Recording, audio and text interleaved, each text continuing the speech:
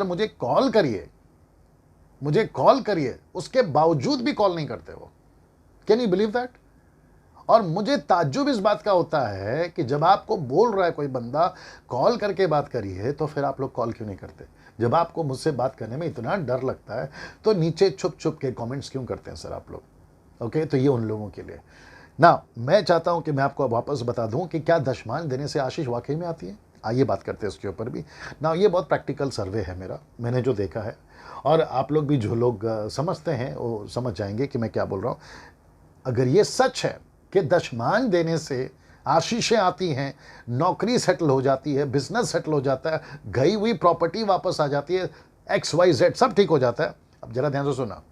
मुझे 25 साल की मिनिस्ट्री का अनुभव से और 5-6 साल से कुछ ज़्यादा ही अनुभव से, मैं जो पूरे भारत में घूम रहा हूँ, मुझे कॉल्स आते हैं, मैसेजेस आते हैं, व्हाट्सएप पर आते हैं, मैसेंजर्स पे आते हैं, 1-to-1 बेस पे कॉल करता हूँ, बात करता हूँ। मैं उस वसीले से बात कर रहा हूँ, उस एक्सपीरियंस के साथ बात कर रहा हूँ कि आज 90% चर्च के लोग गरीब हैं। इसको डाइजेस्ट कर लीजिए पहले। मैं वापस कहता हूं, आज 90% लोग गरीब है आज चर्च के अंदर। अच्छा, अमीर कौन हो रहा है? पास्टर अमीर हो रहा है। कौन अमीर हो रहा है? चर्च का जो रखवाला है वो अमीर हो रहा है। उसके पास में मर्सिडीज, BMW, ऑडी कार है ना, इनोवा कार, महंगी गाड़ी, लग्जरी लाइफ, क्या कहते हैं, साथ ही साथ उनका घर VIP। उनके जब शॉपिंग के लिए जाते हैं ना, तो लाखों लाखों रुपए की बिल बनती है। वो उनकी वाइफ, वो उनके बच्चे, ये सारी चीज़ें, वो धनवान हो रहे हैं, लेकिन उनका चर्च 90% गरीब है। तो मैं पूछना चाहता हूँ, जब वो हर महीना विश्वास योग्यता के साथ दशमांश दे रहे हैं, तो मलाकी 3, 10 का और 11 का आशीष कहाँ गया? ये उनको क्यों नहीं मिल रहा है? नंबर 2, 90% देखा गया है कि कलीसिया कर्जे में है। आप जब भी किसी को प्रार्थना निवेदन के लिए पूछिए, आप ये 90% इसमें से आपको पाए जाएंगे, पास्टर जी प्रार्थना करिए कर्जा है, पास्टर जी प्रार्थना करिए हम भाड़े के घर पे हैं, पास्टर जी प्रार्थना करिए हमारी प्रॉपर्टी कोई लेकर चला गया, पास्टर जी प्रार्थना करिए हमारे पति का पैसे का प्रॉब्लम है। नहीं मिलता है? मिलता है। तीसरा, आज 90% कलीसिया बीमार है। किसी का सर दुख रहा है, किसी का हार्ट का प्रॉब्लम है, किसी को किडनी का प्रॉब्लम है, किसी को लीवर में प्रॉब्लम है, किसी को डायबिटीज़ है, ब्लड प्रेशर है, बॉडी में ब्लड का इश्यूज है, ना जाने उनके बच्चों को, पति को, माँ बाप को, सबको 90% लोग आज बीमार है। मेरा फिर प्रश्न है आप लोगों से, जब आप ताइत दे रहे हैं तो मलाकी 3:10 पूरा क्यों नहीं हो रहा है? तो कहीं ना कहीं गड़बड़ है ना। अच्छा, ऐसा है क्या परमेश्वर अपने बोले हुए बातों को भूल जाता है? परमेश्वर बोलता है और चीज़ों को नहीं करता है, ऐसा है क्या? नहीं, ऐसा नहीं है ना। मत्ती की किताब उसका 24:35 कहता है, आकाश और पृथ्वी टल जाएगी पर मेरा वचन कभी नहीं टलेगा। यशायाह की किताब 55:11 कहता है, मेरा वचन बिना काम किए लौट कर नहीं आएगा। परमेश्वर का वचन प्रभावशाली है, तो परमेश्वर की हर प्रतिज्ञा प्रभावशाली है ना। लेकिन फिर वापस कहूंगा, मलाकी 3:10 एक टाइम पीरियड के लिए था, जैसे मन्ना टाइम पीरियड के लिए था, खतना टाइम पीरियड के लिए था, अदन के बगीचा का परमेश्वर के साथ आदम का बात करना टाइम पीरियड के लिए था, अब्राहम से बात करना टाइम पीरियड के लिए था, नूहा का जहाज बनाना टाइम पीरियड के लिए था, संदूक बनाना टाइम पीरियड के लिए था, सुलेमान को कहा भवन बनाओ टाइम पीरियड के लिए था। इसलिए तो स्टीफन ने कहा ना, एक्स चैप्टर 7 में उसने कहा परमेश्वर हाथ के बनाए हुए घरों में नहीं रहता। लेकिन ओल्ड टेस्टमेंट में तो ऐसा लगता है कि परमेश्वर यहीं पर रहेगा, और इसलिए कहता है कि यहाँ से जो प्रार्थना करेगा उसी की प्रार्थना प्रभु सुनेगा। लेकिन स्टीफन क्या कहता है? परमेश्वर हाथ के बनाए हुए घरों में नहीं रहता। तो देखो, पूरा चेंज हो गया ना, टाइम पीरियड है ये सब। तो मैं वापस कहता हूं कि जब आप बाइबल पढ़ते हैं तो आपको बहुत ध्यान से बाइबल पढ़ना है कि आप क्या पढ़ रहे हैं। यीशु की बातें अलग हैं, पौलुस की मिनिस्ट्री अलग है, पतरस की मिनिस्ट्री अलग है, यीशु मसीह ने जो प्रॉमिस किया है वो बातें अलग है, ओल्ड टेस्टमेंट में जो बातें वो बातें अलग है। आप पवित्र आत्मा की लीडिंग में है, तो पवित्र आत्मा की लीडिंग में आपको चलना है, और आप कैसे बनोगे मैं वो भी बताता हूँ, आगे एक एक करके जाएंगे। तो मैं वापस कहता हूं कि आज 90% लोग कर्जे में हैं, 90% लोग गरीबी में, और 90% लोग आज बीमार हैं, दशमांश देने के बावजूद भी। और जब नहीं होता है तो वो बैकस्लाइड हो जाता है। आप झूठा आशा दोगे, आप झूठी तसल्ली दोगे, तो लोग बैकस्लाइड होंगे ना भैया। और उसी के चलते होता क्या है, फिर जब हम लोग ये सारी बातों को नहीं देखते चर्च के अंदर या लोगों के अंदर, तो वो कहते हैं कि पास्टर जी प्रार्थना करिए मेरा काम नहीं बन रहा। फिर पास्टर जी कहते हैं उपवास में जाओ, या फिर तुम उस व्यक्ति के पास, फिर ऊपर से और एक नया शुरू हो गया, कहते हैं अगली कन्वेंशन में प्रभु के बड़े दास आ रहे हैं, वो उनसे प्रार्थना करवा लेना, आपका सब कुछ काम ठीक हो जाएगा। फिर उनको थोड़ा सा ऑफरिंग भी दे देना। तो पैकेट फिर बनते हैं, फिर उनको पैकेट भेजा जाता है। जब वहाँ से भी नहीं होते तो कहते हैं कि पश्चिम देश में फलाना प्रभु का दास है, उसके पास से प्रार्थना निवेदन करवा के भेजवा देना, वो तुम्हारे लिए प्रार्थना करेंगे और तुम्हारा सब कुछ ठीक हो जाएगा। ये सब क्लब सिस्टम है सर। कौन सा सिस्टम है? क्लब सिस्टम है। मेंबर बन जाओ यहाँ के, मेंबर बन जाओ वहाँ के, इतनी फीस देते रहना, आपका सारा काम हो जाएगा। ये सब नॉन बिब्लिकल है, इसको कहते हैं, ये सब नॉनसेंस है, स्टुपिडिटी है, ये सारी चीजें मूर्खता की बातें हैं। इसमें से कलीसिया को बाहर निकलना होगा।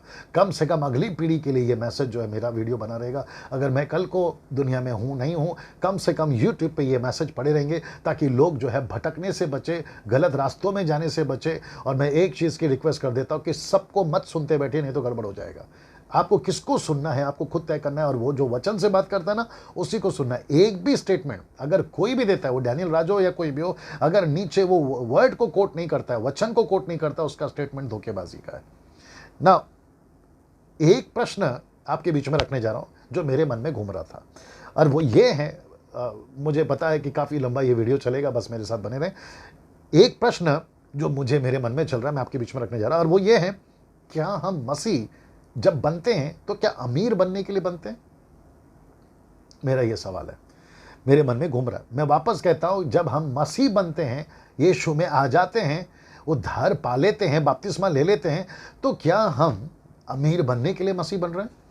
मेरा ये प्रश्न है सर आप लोगों से, क्योंकि ऐसी प्रचार चल रही है, प्रॉस्पेरिटी गॉस्पेल जिसको कहते हैं कि परमेश्वर कंगाल हो गया या परमेश्वर कंगाल बना ताकि हम धनवान हो जाए। ये कॉन्सेप्ट अलग है सर, कॉन्टेक्स्ट अलग है सर, आपको उसको पढ़ना पड़ेगा, समझना पड़ेगा। यीशु मसीह ने कहीं पे भी वादा नहीं किया कि जिस दिन तुम मुझ में आ जाओगे तुमको गाड़ी बंगला सब मिल जाएगा, नो। बल्कि यीशु मसीह ने कहा है, रोमी की किताब उसका 8वां अध्याय वचन 16-17 पढ़ोगे, वो कहता है अगर मेरे साथ महिमा पाओगे तो मेरे साथ दुख भी उठाओ। एक काम करता हूं, आपके लिए पढ़वा देता हूं, रोमी की किताब उसका 14वां, क्षमा करे जी, 8वां अध्याय वचन 16-17, रोमन्स 8:16-17, 16 से पढ़ते हैं। आत्मा आप ही हमारी आत्मा के साथ गवाही देता है कि हम परमेश्वर के संतान हैं। आगे, यदि संतान है तो वारिस भी हैं, वरन परमेश्वर के वारिस और मसीह के संगे वारिस है, जबकि हम उसके साथ दुख उठाएं कि उसके साथ महिमा भी पाएं। पतरस ने यीशु को पूछा, प्रभु जी हम सब कुछ छोड़कर आपके पीछे चलें, हमको क्या मिलेगा? तो यीशु ने साफ लाइन में बोला, यहाँ कुछ नहीं मिलेगा, सब कुछ वहाँ मिलेगा। हम यहाँ तो परदेसी है ना सर। और पौलुस तो कहता है, फर्स्ट तिमोथी चैप्टर 6:11, वो बोलता है इन बातों से भाग। मैं यहाँ पे स्ट्रिक्ट वार्निंग देना चाहता हूँ कुछ लोगों को, खास करके साउथ अफ्रीकन के प्रीचरों को, जो शाम को रात को 11 से 9 बजे से लेकर रात को 11, 12, 2 बजे तक टेलीविजन, क्षमा करें, फेसबुक पर आकर लाइव आकर कहते हैं there is a blessing over your life, new doors is going to, god is going to open in your life, there is a new business is coming in your life, there is a new job is coming in your life. ये सारी चीजें जो बोलते हैं ना south African के preachers को, मैं अपने भारत के सभी लोगों को, और जो भी हिंदी भाषा अभी मेरी बात को सुन रहे होंगे, मैं उन सभी को कहना चाहता हूं कि ऐसे सब चीजों के लिए दरवाजा बंद करिए, उनको मत सुनिए, वो आपको भटका रहे हैं। मैं वचन से बात में बात करूंगा, वो आपको सब भटका रहे हैं, क्योंकि यीशु मसीह तय करेगा आपको क्या चाहिए, परमेश्वर पिता तय करेगा आपको क्या चाहिए, पवित्र आत्मा तय करेगा आपको क्या चाहिए। मैं आपको बताऊं, जब ये लोग आते हैं ना फेसबुक के ऊपर और कहते हैं कि आप 10 बार आमीन टाइप करो, 7 बार आमीन टाइप करो, आप किसी को मेरा मैसेज 5 लोगों को भेजो तो आपके अकाउंट में पैसे आ जाएंगे, आपका सब कुछ ठीक हो जाएगा। इसको सुनिए जो मैं बोलने जा रहा हूं। आप परमेश्वर के साथ ठीक नहीं है, पहली बात, आपका कनेक्शन प्रभु के साथ ठीक नहीं है, और ऊपर से ऐसे लोगों को जब आप सुनते हो तो आप नीचे आमीन टाइप करते हो, आपका कनेक्शन प्रभु के साथ ठीक है ना, प्रार्थना का जीवन है ना, वचन पढ़ने का जीवन है, व्यभिचार का जीवन है, पाप का जीवन है, मूर्ति पूजा का जीवन है, आप न जाने कितने सारे पाप को लेकर चल रहे हैं, और आप अपेक्षा करते हैं कि परमेश्वर आपकी प्रार्थना को सुनेगा। लूका की किताब उसका 6वां अध्याय वचन 48 में देखो क्या लिखा है, वचन 48 में देखो क्या लिखा है उसमें, लूका की किताब 6वां अध्याय, लूक 6:46 क्या लिखा देखो, जब तुम मेरा कहना नहीं मानते तो मुझे हे प्रभु क्यों कहते हो। See that? तो ये सभी जब आते हैं ना, प्रोस्पेरिटी, आशीष, एक मूर्ख टाइप का आदमी, मैं मूर्ख इसलिए बोल रहा हूँ, गलत 3:1 में पौलुस कहता है यू पीपल आर फुलिश वाली, मुझे गुस्सा क्यों है? आत्मिक गुस्सा है। इफिसियों की किताब में लिखा है, पौलुस कहता है तुम्हारा क्रोध शाम तक शांत हो जाए। याकूब की किताब में लिखा है कि तुम क्रोध करने में धीमा रहो। तो इसका मतलब है मेरा गुस्सा जो मेरा नहीं है, ये व्यक्तिगत नहीं है, ये परमेश्वर की आवाज़ है। मैं कई बार बोल चुका हूँ, मैं जॉन द बैप्टिस्ट की वो, जैसे उसने कहा ना, मैं परमेश्वर की आवाज़ हूँ, वचन की आवाज़ हूँ मैं। सड़क पर फिलिप को पवित्र आत्मा ने कहा कि खोजा को समझाओ, तो मैं वो सड़क वाला प्रीचर हूँ सर, जो पवित्र आत्मा की लीडिंग में चल रहा हूँ। मंदिर में खोजा था, मंदिर में उसको मार्गदर्शन नहीं मिला, मंदिर में उसको पास्टर ने नहीं बताया, मंदिर में याजक और फरीसियों ने उसको सत्य नहीं बताया, लेकिन सड़क पे चल रहा था तब पवित्र आत्मा ने बताया। तो मैं वो सड़क का आदमी हूँ सर, जो आपको बता रहा हूँ। दैट्स इट, वैसा लेकर चलिएगा मुझे। मैं वापस कहता हूँ, अगर आपको कोई भी कहता है, बीच में एक आदमी कह रहा था स्विमिंग पूल में नहाते नहाते, मैं उसका नाम नहीं बताऊंगा, जिसको समझ में आ रहा है समझ जाइए, वो अपनी फैमिली के साथ में स्विमिंग पूल में नहा रहा था, साउथ का प्रीचर है वो, पता नहीं क्या हो गया उसको। वो कहता है कि परमेश्वर आपके लिए गाड़ियां देगा, अगर आप मेरी मीटिंग अटेंड करोगे तो परमेश्वर आपको गाड़ियां देगा, आपके घर में नई गाड़ी आ जाएगी। यार अगर ऐसे ही आ जाता था तो फिर हमें प्रार्थना की जरूरत ही नहीं, हम तो आपके पीछे चलेंगे, हम आपकी चापलूसी करेंगे, आपकी वीडियोस को पोस्ट करेंगे, आपके नीचे 10 बार आमीन टाइप कर दे। और मुझे तो गाड़ी की बहुत ज़्यादा ज़रूरत है, क्योंकि मैं पूरा भारत घूमता हूँ और मुझे अच्छी अच्छी गाड़ियों की ज़रूरत है, लग्जरी गाड़ियों की ज़रूरत है, ताकि मेरा काम आसान हो जाए। क्या चल रहा है सर बताइए? ये पता है ऐसे लोग कौन हैं? ये वो लोग हैं जो परमेश्वर का काम बिगाड़ रहे हैं। ये ऐसे लोग हैं जो सुसमाचार की तरफ नहीं, लग्जरी लाइफ की तरफ लेकर जा रहे हैं। मेरे दिमाग में बहुत कुछ आ रहा है, मैं आगे जाऊंगा ना। मैं चाहता हूं कि मैं आपको वापस से स्टेटमेंट क्लियर कर दूं कि हम यीशु मसीह में अमीर बनने के लिए मसीह में नहीं आए हैं। मैं रिपीट करता हूं, हम अमीर बनने के लिए मसीह में नहीं आए ना। पौलुस क्या कहता है पैसे के बारे में या मिनिस्ट्री के बारे में, आइए उसको देखते हैं। पौलुस ने मिनिस्ट्री को लेकर क्या कहा, जरा इसको सुनते हैं ना। अभी मैं क्या करता हूं, ये यहाँ तक चला है कि हम जो है 4 चीज़ें हमने देखी कि दशमांश क्या है, Levites tithe, festival tithe, poor tithe and priest tithe, ये हमने देख लिया। मलाकी 3:10 हमने देख लिया कि ये जो दशमांश है ये हम सब के लिए नहीं है। मलाकी 3:10 हमारे लिए नहीं है, ये सिर्फ इजरायलियों के लिए है।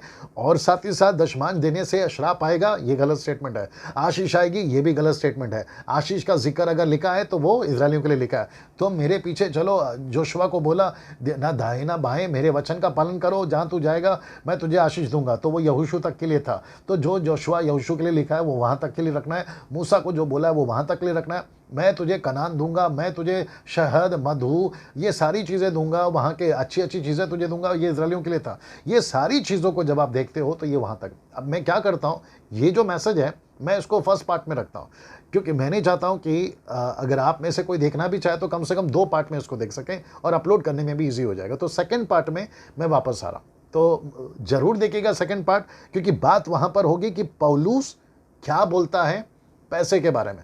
तो पौलुस का अपना पॉइंट ऑफ व्यू, उसका नजरिया पैसे को लेकर, ताइद को लेकर, ऑफरिंग को लेकर क्या था, मैं उसके बाद बात करने जाऊंगा सेकंड पार्ट में। और पौलुस का मिनिस्ट्री को लेकर क्या कहना है सेकंड पार्ट में। Thank you so much.